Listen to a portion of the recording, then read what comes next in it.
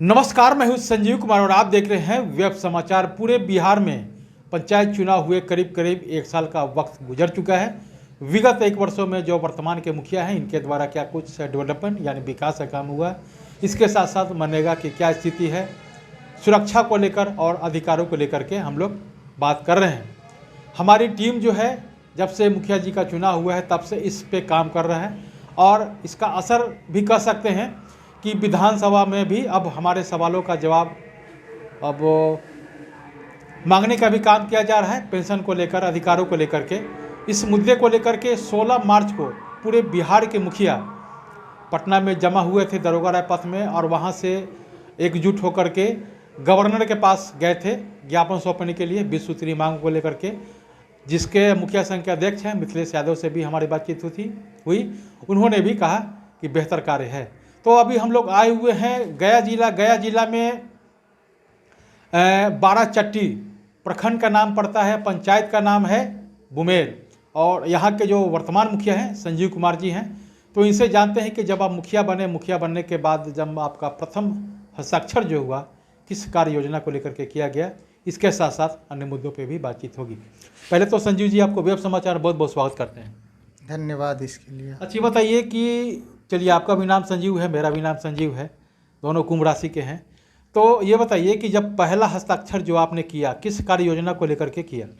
मैंने पहला हस्ताक्षर स्वच्छता से संबंधित कार्य योजना के लिए किया है जी, जिसमें पहला मैंने नाली का निर्माण करवाया अपने पंचायत अंतर्गत अपने गृह क्षेत्र ग्राम शेबई में। और उसके बाद मैंने सबसे पहले जैसे ही हमें मिला था प्रभार, उसके बाद एक स्वच्छता का ही सुलभ शौचालय जो होता है, सामुदायिक शौचालय जिसको बोला, उसका निर्माण करवाया, उसका उद्घाटन भी किया मैंने और जनता को सुपुर्द किया।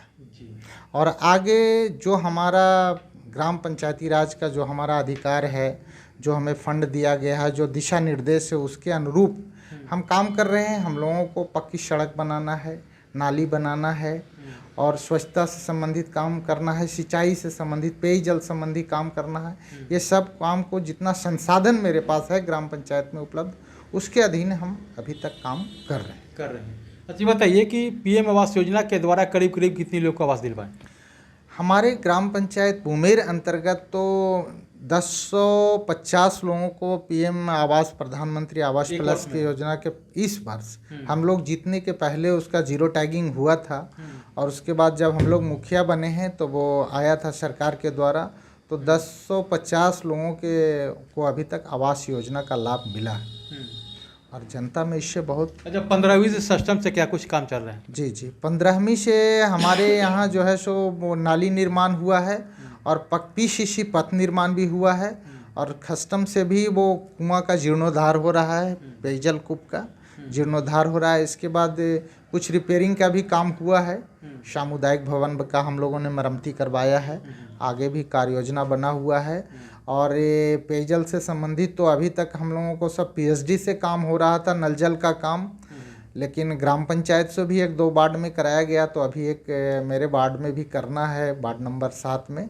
हम लोगों को डीएम साहब से आदेश मिला है कि एक पेयजल, गर्मी का मौसम आ रहा है उसके पहले आप लोग कीजिए नल जल का काम। तो अभी फंड का अभाव है, लेकिन इस महीने में देखिए राशि आने की उम्मीद है तो काम होगा। जी, ये बताइए कि मनरेगा की क्या स्थिति है? मनरेगा का काम तो यहाँ चल रहा है, सरकार के द्वारा हमेशा वो दिशा निर्देश बदल दिया जाता है। मैं जब यहाँ पे आया था, मुखिया जब बना अभी 15 माह पूर्व, उस समय अप्रैल के महीने में मनरेगा जब चालू हुआ तो उस समय सिस्टम कुछ और था। आज अभी 2-3 महीने पहले सिस्टम कुछ और हो गया, प्रतिदिन दैनिक हाजिरी बनाना है लोगों का। इस तहत भी काम चल रहा है, लेकिन रफ्तार नहीं और पेमेंट नहीं है।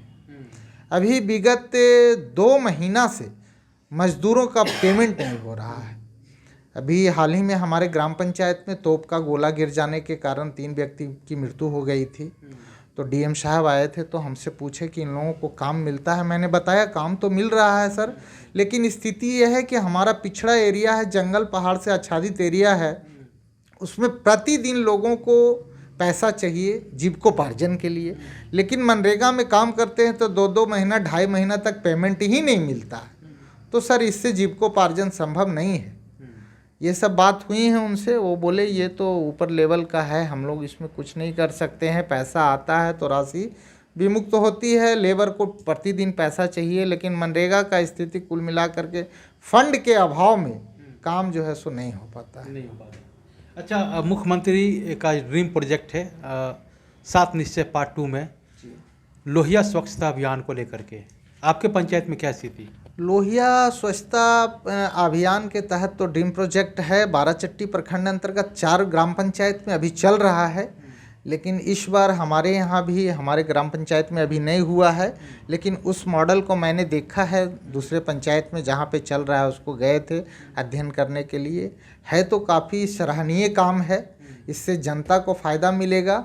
ये ज़रूरी नहीं है कि अभी 100% सही हो जाए, लेकिन ये है आने वाला दिन में ये जो सिस्टम है इससे चलेंगे तो ज़रूर फायदा होगा। बहुत फायदा होगा जी, निश्चित रूप से। अच्छी बताइए कि बिहार के मुख्यमंत्री ये भी कहते हैं कि हर पंचायत में एक पंचायत सरकार भवन होना चाहिए। क्या आपके पंचायत में है, क्या स्थिति है?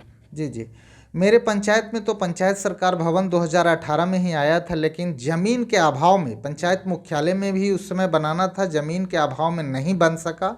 लेकिन इस बार नियम आया है कि अगर पंचायत मुख्यालय में ज़मीन नहीं है तो दूसरा जो सबसे बड़ा राजस्व ग्राम है जिसमें अनुसूचित जाति की संख्या अधिक है, उस टोले में, उस राजस्व ग्राम में पंचायत सरकार भवन बनाया जाए।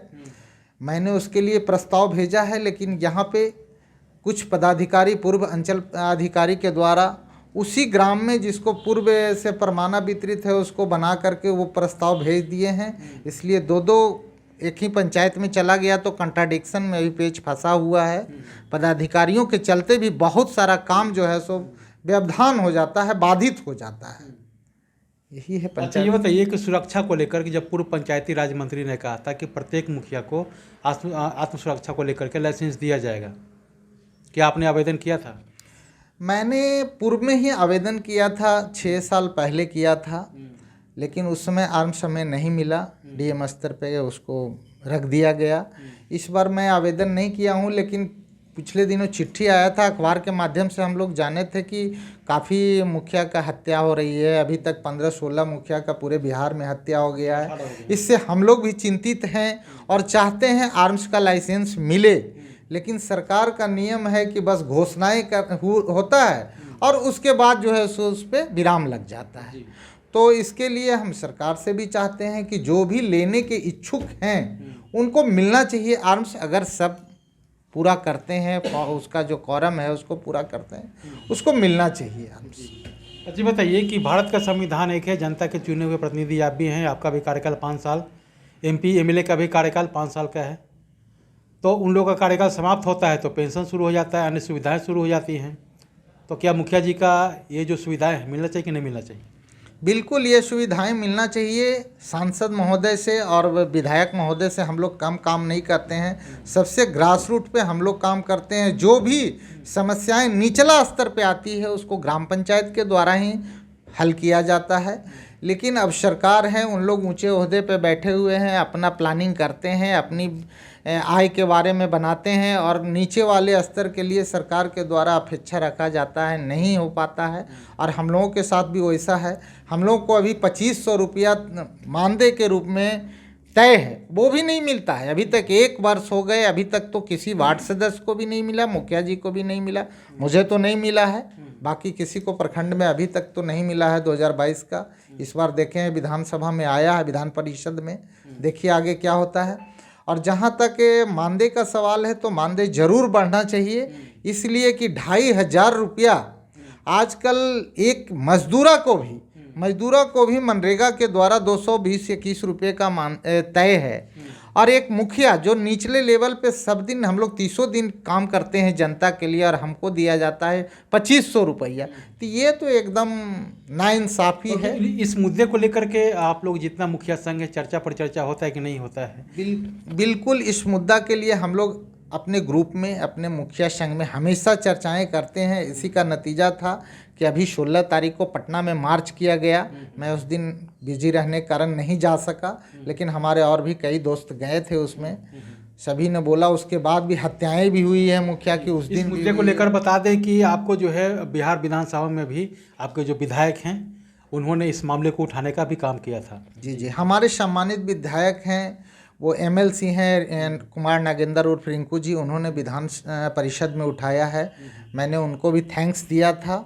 और ये कम से कम ये इतना तो लग रहा है कि हम लोगों ने जिनको वोट दे करके बनाया, विधान परिषद में भेजा है, वो कम से कम हमारी समस्याओं को, वो तो हमें बताए थे कि मैं अपना वेतन भी मुखिया जी नहीं ले रहा हूँ जब तक आप लोगों को सम्मानजनक वेतन नहीं मिलेगा।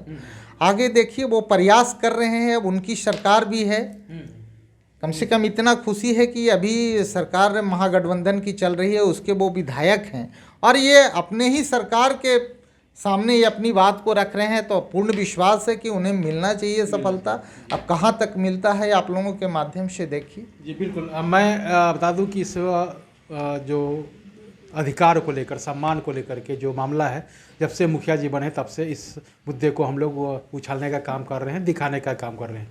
क्योंकि जिस समय चुनाव हुआ था उसके बाद कई धड़ाधड़ मुखियाओं का भी हत्या हुई थी और पूर्व जो पंचायती राज मंत्री हैं सम्राट चौधरी को हम लोगों ने प्रॉपर और फोर्सफुली कह सकते हैं कि हम लोगों ने कहा था कि कम से कम जो सुरक्षा दिया जाए।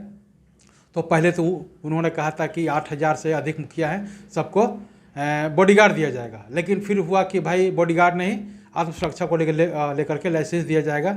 अन्य मुद्दों पे भी बातचीत किए थे। अच्छा, अंतिम सवाल आपसे है कि बिहार में जातिगत जनगणना हो रहा है, होना चाहिए कि नहीं होना चाहिए? बिल्कुल, जातिगत जनगणना होना चाहिए, इससे आरक्षण का लाभ मिलेगा। और ऐसा नहीं है इसको राजनीतिक रंग नहीं दिया जाए। कल मैं लोकसभा का एक बयान एक सांसद का सुन रहा था, उसमें उन्होंने कहा है कि देश लेवल पे जातिगत जनगणना होना चाहिए और इसको रोकना नहीं चाहिए। 2-3 स्टेट किए हैं इसको, गुजरात में भी हुआ है, शायद यहाँ बिहार में भी हो रहा है। तो ये बहुत ही अच्छा कदम है, इसके लिए मैं सरकार को धन्यवाद भी देता हूँ कि जातिगत जनगणना होनी चाहिए। तो आपने सुना कि जिस तरह से इनका कहना है कि जातिगत जनगणना होना चाहिए, अधिकारों को लेकर के विधानसभा में भी मामला उठ रहा है और इन सब मांगों को लेकर के, चाहे सुरक्षा हो, अधिकार हो, मनरेगा योजना में जो जिस तरह की समस्याएं उत्पन्न हो रही है, इन तमाम मुद्दों को लेकर के 16 मार्च को गवर्नर के पास ग्राम स्वराज मार्च का आयोजन किया गया था। सैकड़ों हजारों की संख्या में मुखिया लोग शामिल हुए थे और वहाँ पे प्रदर्शन भी हुआ, धरना भी दिया गया और ज्ञापन सौंपने का भी जो है कार्य किया गया। तो अब चलते हैं दूसरे प्रखंड में, दूसरे पंचायत में, वहाँ के जो जनप्रतिनिधि हैं उनसे जानते हैं कि उनके द्वारा क्या कुछ डेवलपमेंट यानी विकास का काम हुआ है। इसके साथ साथ तमाम मुद्दों पे उनसे बातचीत होगी। आपने वेब समाचार में समय दिया, इसके लिए बहुत बहुत धन्यवाद। धन्यवाद।